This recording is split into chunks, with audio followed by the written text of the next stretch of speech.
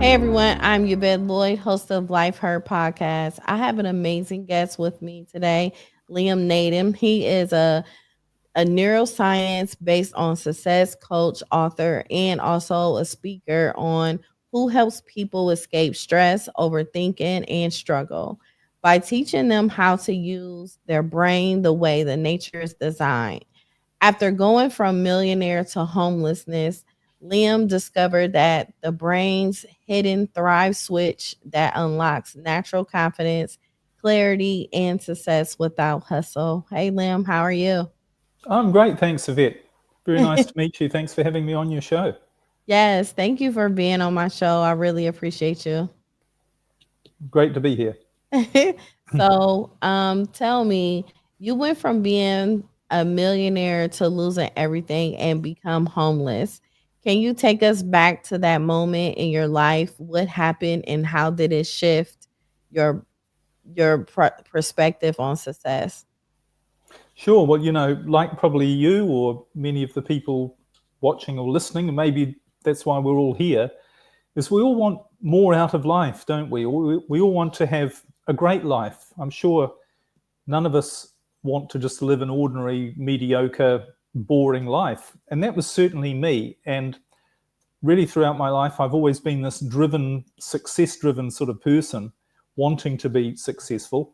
And I became very successful. I was a millionaire. I had my own businesses and, multiple homes, lots of freedom, lots of travel, that sort of thing. But it came to a point, and the point you mentioned it, what was the specific moment? It came to a point, I remember this really clearly, where I was putting the finishing touches on my dream home. This was the home that I had on my goals list and visualized that I really wanted to build from the ground up and have all the things that I wanted to have in it, a real luxury home in a beautiful location. And I remember walking into the music room because that was part of my dream, was to have a music room. And I remember walking into the music room this particular day and sitting down and looking out through the windows to the mountains because it had this amazing view. And I remember thinking, this is actually quite incredible. I've always dreamt about having this particular home with all of these things in it, this beautiful mansion. I've always dreamt, it had been on my goals list to have a home just like this. And here I am, I've done it. I've reached the goal, a big goal. And here I am, my life looks amazing. I've got two businesses that are working pretty well for me. I've got freedom, I've got money. This is amazing. So I should feel absolutely thrilled, absolutely grateful, and so excited and satisfied with my life that I'd achieved so much. But the funny thing was, I felt the exact opposite. I felt absolutely, completely, and utterly stressed, worn out, exhausted. I was almost in tears. I remember this moment. And I thought, this is absolutely crazy. Why can't I enjoy the success that I have? Why can't I enjoy this that I've created? And it was because, of course, I still had lots of problems. I still had lots of stress in my life. I had things that weren't going well. My marriage wasn't going well. And I had all these problems in my businesses. And I spent all my time trying to fight fires and solve problems. But there was a part of me that thought, is this really what life's about? Do we have to have problems in our life? Are problems the price you pay for success? Are problems and stress, is it inevitable? And although I accepted maybe I have to learn to live with stress and problems, there was a part of me that thought, does it really have to be like this? Because I didn't feel great. It was almost not worth it. And that's when I said to myself, maybe there's another way. Surely there's another way. Maybe it'd be better if I just got rid of everything, lost everything, and then started all over again, because then I could at least keep my soul. Because at the moment it feels like I'm going down this particular path and I'm losing myself. I'm just becoming exhausted. I'm not getting any closer to really feeling fulfilled in my life. And, they sometimes say you have to be careful what you think about, because literally within weeks, that is what happened to me. I lost everything. I became homeless. All the house with the music room and my marriage and my businesses and all my money and all my things, they literally just disappeared. They all Wow. collapsed. And I had to And move. Yeah. what caused you to actually lose everything? Well, that's an interesting question, because when I had to move back in with my elderly mother and sleep on the sofa in the living room of her small apartment. And that question, what caused all this to happen, that was something I frantically searched the answer for a long time. Because as I was lying on my mother's sofa and trying to figure all this stuff out, I couldn't work out why it had happened to me, because it should never have happened to me when you think about it. Because not only had I been a really hard-working, successful entrepreneur businessman, and I built up wealth, I'd also been a student of success. I'd been to all sorts of seminars and workshops and read books on, self-help and changing your beliefs and having goals and being motivated and using all of these, reframing your mind type techniques. So it should never have happened to me, because it wasn't on my goals list to unexpectedly lose everything. So that was an issue. It was a real problem for me to try and figure out why it had happened to me. And I could look at, okay, all of these things happened, lots of things happened, but why did they happen? What caused them to happen? It's like it just happened out of the blue. So I spent a lot of time trying to answer that question, and I eventually came to the answer. And there was another question I kept asking myself as well, which was, what do I do now? Because here I was in a strange town, didn't know anybody, didn't have any money, didn't have any contacts or resources, and yet I didn't know how to get out of the situation I was in. So I kept asking those two questions: why has this happened, and what do I do now? And eventually I found the answer to those questions. I eventually came to the only answer I could find about why it had happened and what to do next. And you know what the answer was? I wonder if anyone listening or watching might wonder what the answer is. Yeah. The answer, why this had happened to me and what should I do now, was, I have no idea. I don't know why it had happened to me. You don't know how you lost your finances or anything? Was it like poor management or? Oh, it was all of those things. Of course, poor decisions, lots of bad decisions that kept creeping up. But I should have been able to hold it together, you would think. But somehow something happened, things happened, and it all got away on me, as it were, and it all just fell apart. May I ask you a transparent question? Is how did you treat people? I thought pretty well. I was popular with my staff. Yeah. That's good.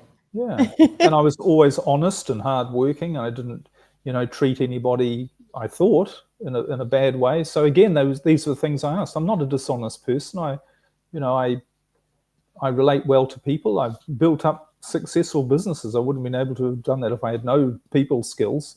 So, right. It was all a big puzzle. But what I didn't realize is when I accepted I didn't know the answer, everything changed. Everything switched. And my life started to go in a completely different and much better direction really quite quickly. So that's when I decided I need to figure out how life works, how you really get the results you do, both how I got all the bad results and also my new life, because I moved off my mother's sofa after a few weeks. And before I knew it, I had a new business that I owned.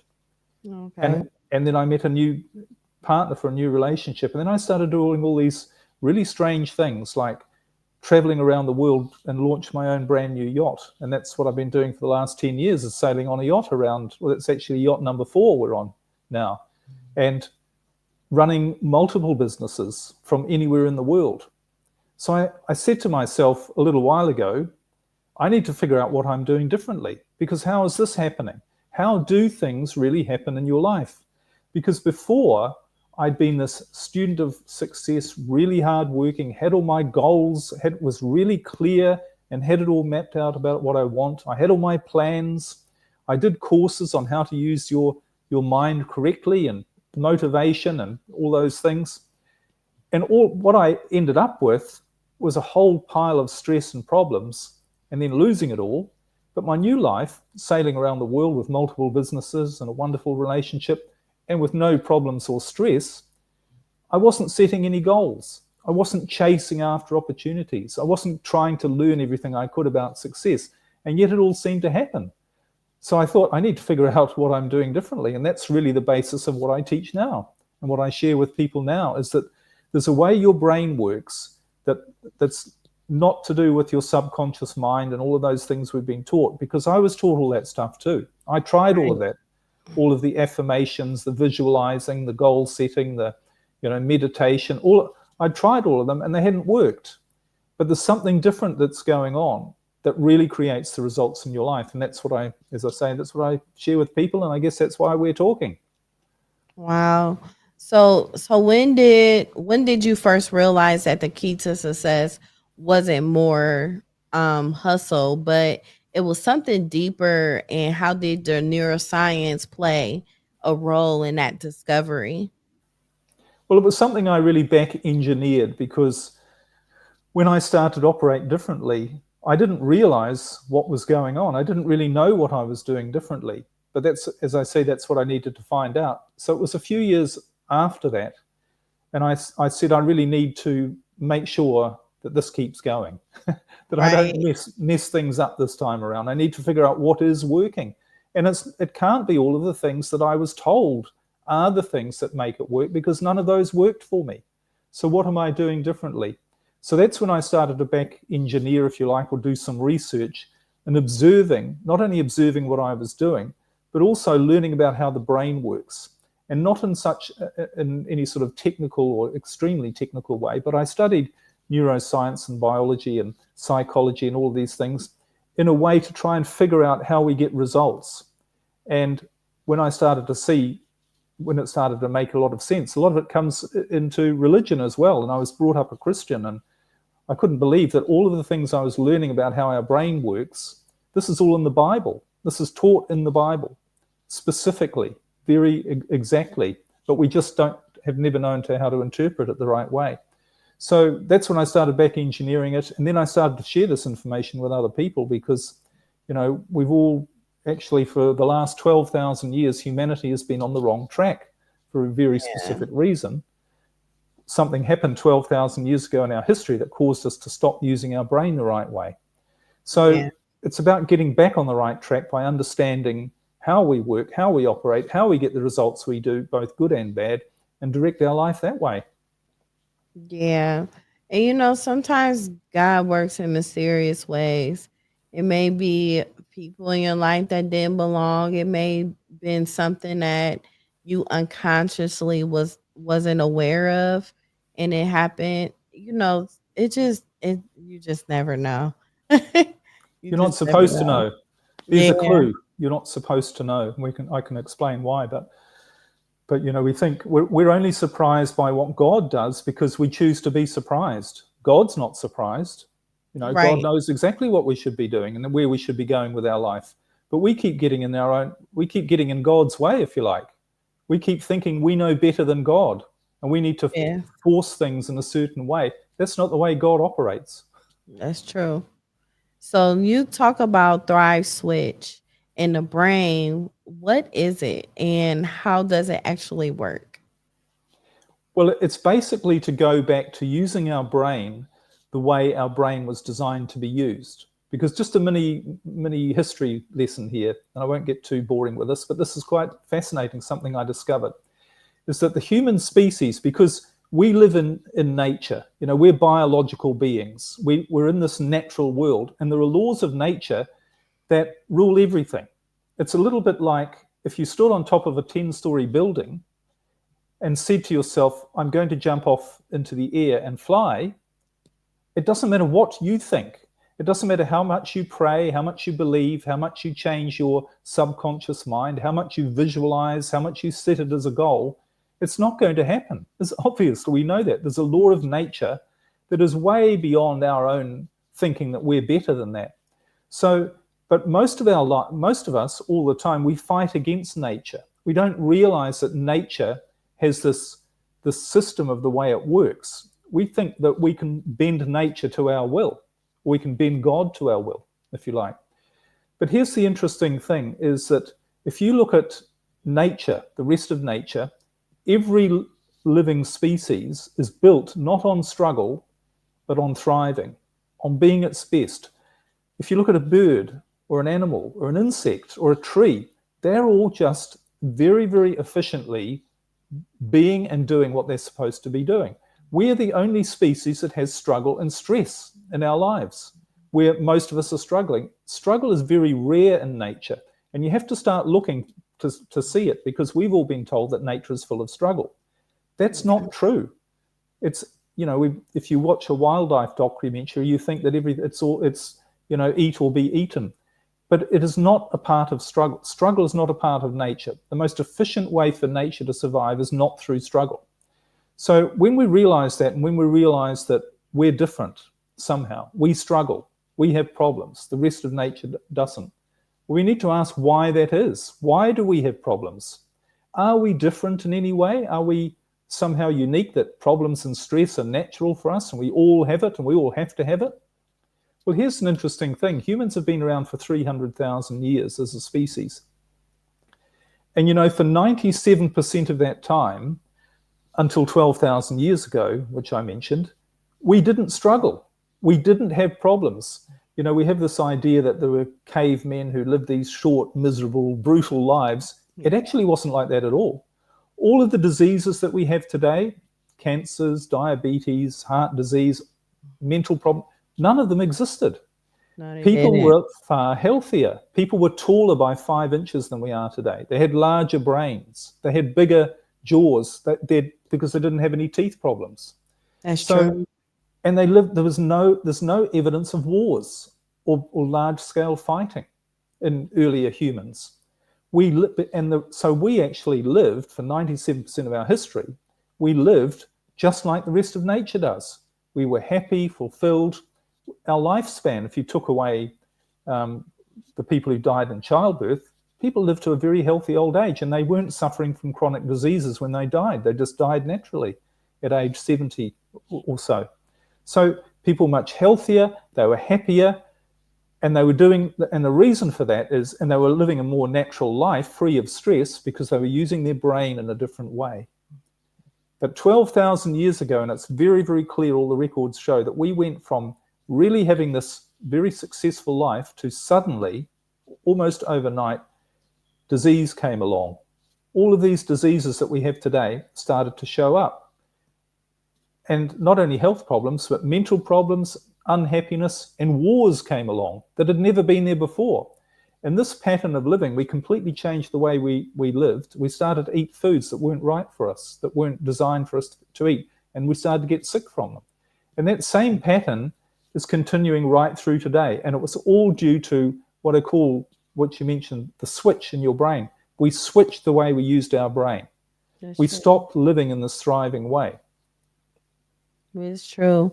And you know what? Even now, like I will say, before the pandemic and how the world is today, I feel like during the pandemic, the world has switched again, and nothing isn't the same. And it all based upon what you eat too. So it's just a lot of different things and different modes where people are that is affecting the brain for them to be able to be off balance and programmed in many ways too. Yeah. But, this has been the pattern. There's been a steady decline in human happiness and health for 12,000 years. And it is accelerating. Things like even 100 years ago, which we think, well, we've got so many more advances today, but we've never had more abundance than we have today, and we've never been more miserable. We've never had more health techniques and medical interventions, and we've never been so sick. 100 years ago or today, our rate of suicide is 10 times what it was 100 years ago. That's so true. People are far less happy.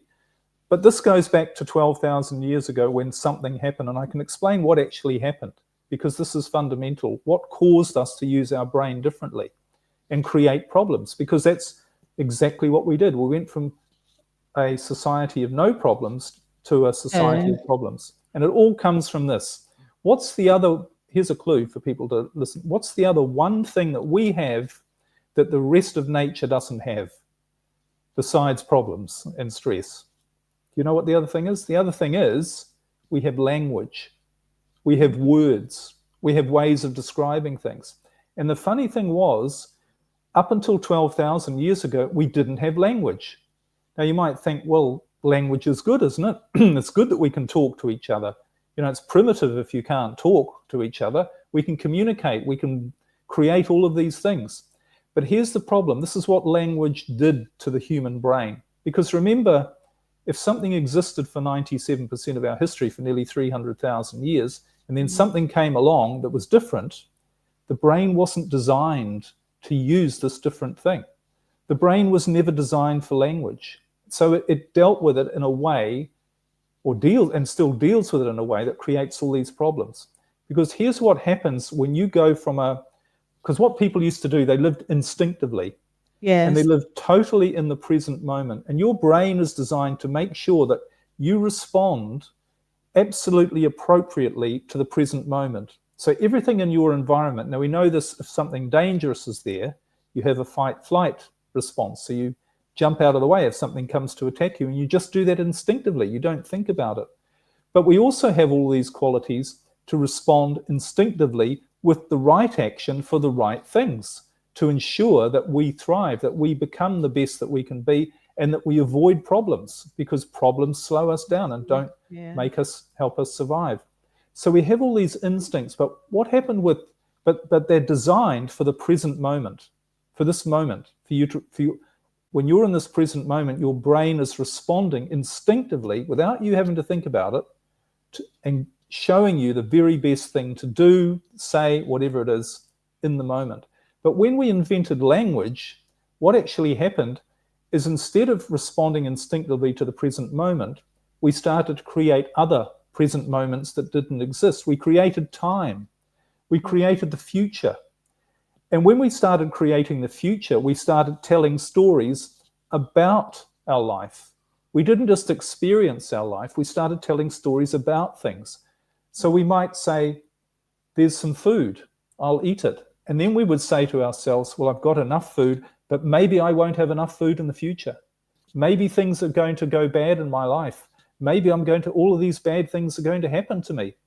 So what our brain was doing was telling all these stories through language. We were making up imaginary scenarios, scenes, but the brain is only able to process in the present moment. So the brain sees all these stories as happening right now. And when your brain sees that you have all of these problems in your life that don't exist because they're in the future, what does it do? It tries to solve all those problems. Yeah, it tries to tell you, you need to do this. You can't be happy now because you might not be happy. You've got to protect yourself from things that don't exist. So it completely overloaded the brain and got us to do what we do now, which is worry about the future through all of these stories that we're telling ourselves all the time. Things could go wrong. You need something else for you to be happy. That's a lot.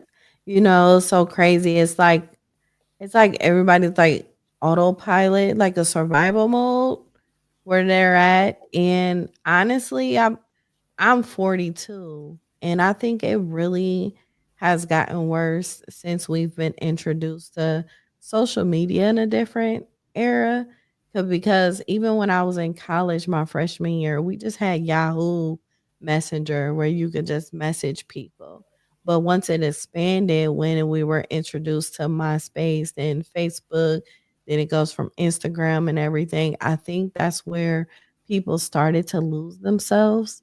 And that's when you were saying like words, the language, it expanded. So what it did was expand people's mindset to either go left or right or in a straight and narrow. So it's like, to a point, some people just like all over the place mentally, and then the brain is being triggered in so many different and pulled in different ways, to a point where you have different things like a reptilian brain, a human brain, a prefrontal cortex brain. Like, it's like different areas where people can end up at. Well, that's right. I mean, what you're really saying, I think, is that we've got a lot more stories that we tell ourselves that we used to. Sometimes people say, but we live in the best time in history. We're far happier and we're far better off than other people because we've got all these wonderful and technologies. We can talk to anybody else in the world instantly. We can do so many different things. But what we've also created is we've created a lot more stories and a lot more expectation. So I did a bit of research into this, and for instance, an example, if you were a peasant in medieval Europe, say in the 1300s, were you happy or were you not happy? Were you less happy or more happy than people are today? And what people's living conditions were a lot worse than they are today, obviously, as a peasant, medieval peasant. But people didn't have expectations. They didn't think they should be different. They didn't sit in there working away in the field all day and thinking, this is so unfair. I should be rich. I can be rich. I'll go and, they accepted where they were. They didn't have all these stories, people telling them, you can be a millionaire, and look at this person who's just become a millionaire, and look at this other person, and you can be like them. And, if you take this trip, you're going to be really happy. Or if you buy this car, it's going to make you really happy. They didn't have any of those stories, so they were actually happier than we are today. And what is the measure of success is actually being happy. Is when you feel, because when you're happy, that's when your body and your mind are working the best. That's your biological purpose. That's what's giving you the greatest chance for survival. That's what you're designed for. So we have this idea that, we have so much more, but we've got far more stories. We've got far more triggers that keep telling us, that keep our brain stuck and overloaded and stop us being in the present moment, using our brain instinctually and just allowing things to unfold the way they're supposed to unfold. Yeah, that is true. So do you believe in setting goal setting that can actually be harmful to success, and why is that you feel like you know we should people do instead? Well, goal setting, I used to do goal setting, as I said earlier, when I lost everything. I was the master at goal setting. I'd done so many goal setting books and courses on how to do it and how to get really clear on what you want. And I think we have this fixation in life that you need to be clear on what you want in your life. But here's the thing, that doesn't make any sense on a biological or any other sort of level to have goals. And here's why. Firstly, it doesn't work. And I think if people are really honest, and this is what I do if people come to me and want to work with me, one of the first things I say is, how good a goal setter are you? And they say, oh, yes, I've got all my goals. I know what I want. I've got it all written down and planned out, and I've got a plan of action. And then I say, well, how many goals have you ever reached of the ones you've set? What percentage? It's always a very low number. Everyone's out there thinking everyone's achieving their goals. They're not. Everyone's working towards goals, but nobody's achieving many of them. And here's the reason why. When we live in a world where nature does everything with the maximum amount of efficiency, the most efficient way for you to get to where you're supposed to be is for your brain to show you the very next thing to do. It's not to show you the 20 steps. It's not to show you the ultimate goal. Because if somebody had said to me when I was on my mother's sofa, your ultimate goal, the thing that's going to make you really happy, is something you've never ever thought of. And that is to be out there on your own yacht, traveling the world, being a nomad, which I've been for 13 years now, just traveling wherever you want to be, living on a beautiful yacht, and having a business that works for you around the world, sharing with people new ideas about how the brain works, how we're biologically designed to thrive, not struggle. And you're going to be sharing this with people. You're going to be going on a podcast with people like Yvette Lloyd and these great people, and you're going to be sharing all this. Now, if I knew that was my ultimate goal, if I'd set that goal, I would have thought that was absolutely crazy. Firstly, because, as I said, I didn't know how I could ever achieve that. How could I do that? And secondly, I didn't know that's what I wanted. So what would I have done in that case? I would have doubted. Talks about doubt in the Bible, doesn't it? I would have doubted. I would have analyzed. I would have tried to check that this really is what I wanted. I would have thought, I can't do that. I don't know how to do that. I need to learn and figure out, and I need to go, and before I even do anything, I need to make sure it's right for me. What am I doing biologically? I'm wasting all that energy. I'm not doing anything. I'm not moving along the path of actually getting there. So that's why your brain, as I said earlier, is designed to deal with this present moment and lead you in every moment to make sure you do the right things. It's not biologically efficient to set goals, And therefore, that's why it doesn't work. The most efficient way, as I said, just shows you the next step. And that's what works. And, when you take this approach to life, you end up very often somewhere you had no idea you ever would end up in. And you say things like, oh, this is far better than I could ever have imagined it would be. I had no idea that this is what I'd be doing, but it's far more amazing. And I've talked to many people, very successful people. One man I talked to had a huge business, and he said, Liam, if I'd ever had this on a goals list, I would never have achieved it because it would have limited me. I didn't know that this was what I was going to do, but I just did it. And that's the way we're supposed. That's the way our brain is designed to work. It's not designed to work through goals and plans and trying to figure stuff out. It's designed to show you instinctively exactly the right thing to do. Wow. So since people will find themselves in survival mode, what is the difference between living in survival mode versus thriving mode?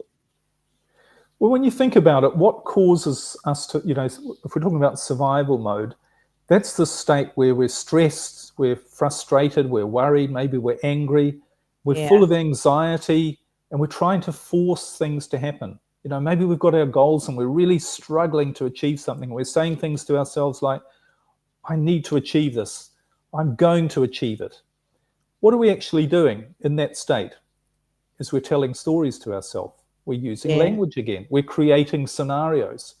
I'm going to make this happen because if I don't make it happen, I'll never be happy. I will only be happy. I'll be happy when I achieve this, and I'll be so disappointed if I don't. And so say, for instance, in a marriage, I need to make this a good marriage. I need to, and if we've got troubles in our marriage, I need to fix this marriage, because what we're really saying is, I can't be happy unless I fix this marriage. And if I don't fix this marriage, bad things are going to happen to me. My children are going to be permanently harmed. I'll never find somebody else. I'll be left alone and lonely. I'll look back on my life with all the regrets. So what are we doing? What is our brain doing? It's creating all these imaginary stories, these imaginary scenarios, and it can't deal with any of those things. So what we end up doing is we end up doing all the wrong things. In a relationship, we shout at our partner or our spouse, or we say, I don't want you to leave, let's go to counseling and I'm going to fix this, when they're saying they want to leave. That doesn't help. No, it doesn't. All these things like walk around on eggshells, and we're not being ourselves because we're worried about what the other person might think. So we're not acting instinctively, we're doing all the wrong things. That's what your brain does. But when you move to a different state, to your instinctive state, in other words, what I say, you just need to drop the stories. You need to stop thinking about it. Thinking is not going to get you anywhere. Acting the right way is what's going to get you there. And a good example of this, if I could just say, I'm not sure if your show has a bit of a faith component. I take it it does. Yes. What is faith? We talk about faith. In the Bible, it says forever what faith is. Faith is believe, but it also says faith is trust, allow, let go. Now, what is letting go? Because everybody says, oh, I let go, I'll let go. But but what? They don't let go. There's a part of them that says, I'll let go. But the second that I don't get a result that I think I want, that I think is harmful, in other words, that's based on something that I'm not expecting, then I'm not going to let go anymore. Yeah. So what real letting go is, and when you think, if you've ever had that moment where you have felt total unwavering faith and just knowing that God or something's going to work for you, it might have only been in for an instant, but when you feel true faith, you know what you're doing? You're stopping thinking. Yeah. You're dropping your and it's the same with love. When you feel true love, what is that experience? The funny thing about love and faith is if someone said to you, what is love? You wouldn't be able to describe it. And people throughout history have tried to describe what love is, but you can't use words to describe what love is. But we all know what it feels like. Yeah, the action. You just know the feeling. I'm in love. I feel love. But we can't describe it, because love is like faith. It exists as part of us beyond words, beyond the stories, beyond It's when we're using our brain instinctively rather than through words. So that's a clue, if you like, as to why language and words get in the way of us living the way we're supposed to live, because we are supposed to live with faith. We're supposed to live with love. They're probably the only things that really exist. And if all you lived with was faith and love, that's all you need, isn't it? That is so true. And it's so funny that you said that, because I was raised that way with my mom. I didn't have like any like worries and different things going through my mind. It was just me just having a walk of faith, surrendering, living freely to a point. I didn't have all of these worries in my mind to distract me from the destination that I was going to. It was more or less, I'm living for now. I'm living for it at that moment. Yeah. And the other clue to that is in the Bible. It says, seek first the kingdom of heaven and everything else will be provided for you. Yes. So you think that's good, but what's the kingdom of heaven? The Bible tells us the kingdom of heaven is within you. So this is in your nature, the kingdom of heaven, to be in the kingdom of heaven. Mm-hmm. And then it tells you how to get to the kingdom of heaven, how to find the kingdom of heaven. And it says the only way you can get to the kingdom of heaven is if you are like little children. And what do little children do? That's just what you said. Yes. They're not busy planning. They don't have all these stories. They're just living in the moment. Yeah. They're living instinctively. Innocent. Yeah, their innocence are there. And that's they don't why have language. Yes. And that's why I love working with children a lot, because their innocence is there. Their compassion, the way they are just free, even with their words.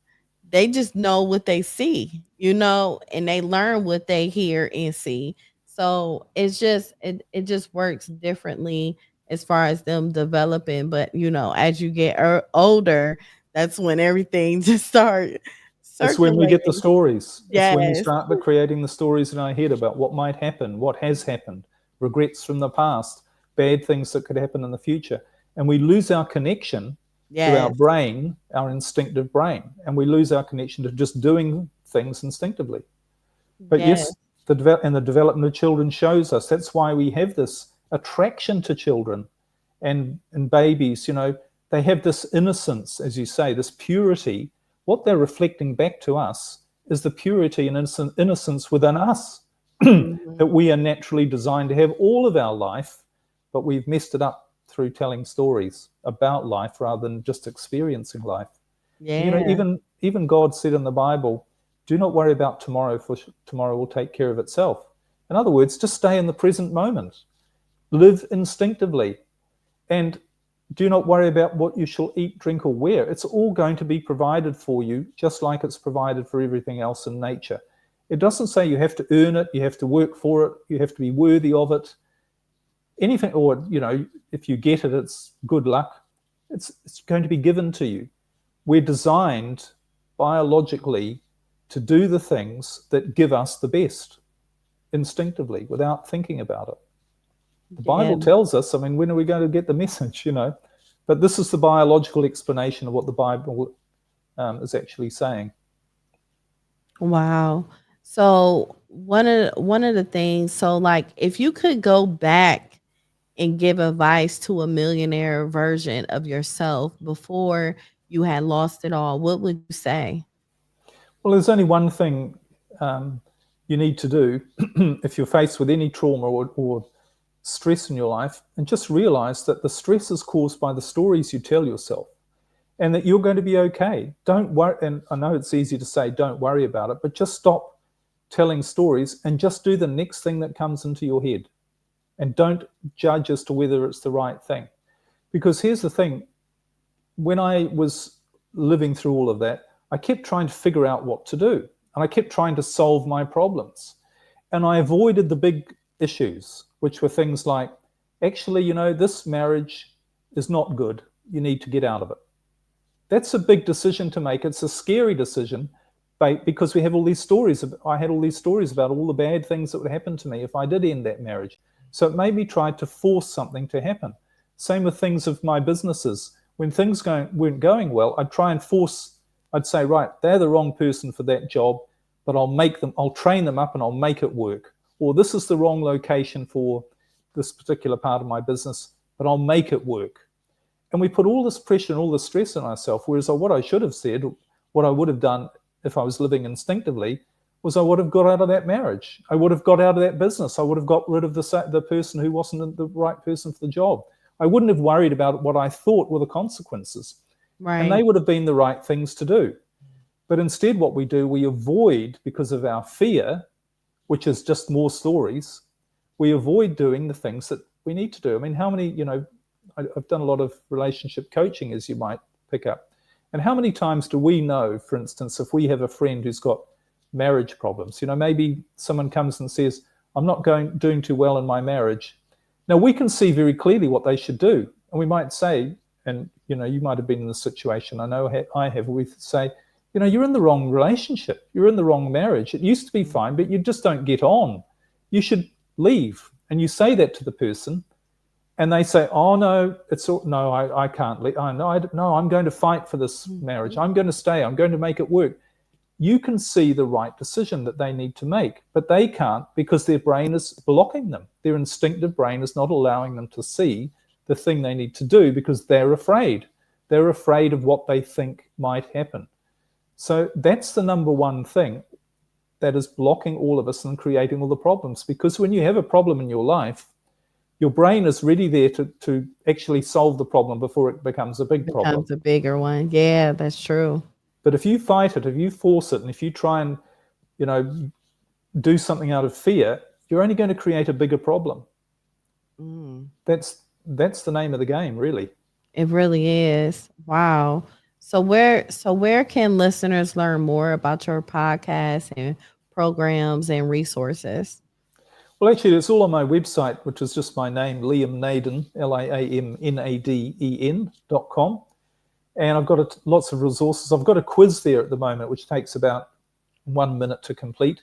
And that'll show you which part of your brain is running your life. And just knowing that, you can change it. It's really powerful, really simple, but powerful, knowing these sorts of things. So I've got a ton of information on my website about how you're designed to work and really what this instinctive way of living looks like. Because it doesn't mean you give up aiming for high things or achieving high things. You actually achieve far more. You're far more productive because your brain is guiding you to take the right actions rather than messing yourself up with trying to fix problems that shouldn't be there. Yeah. We've all got those. So yeah, it's all just, or if people want to contact me directly, just send me an email, liamnaden@gmail.com. If anyone's got any questions or comments, I'd love to help in any way I can.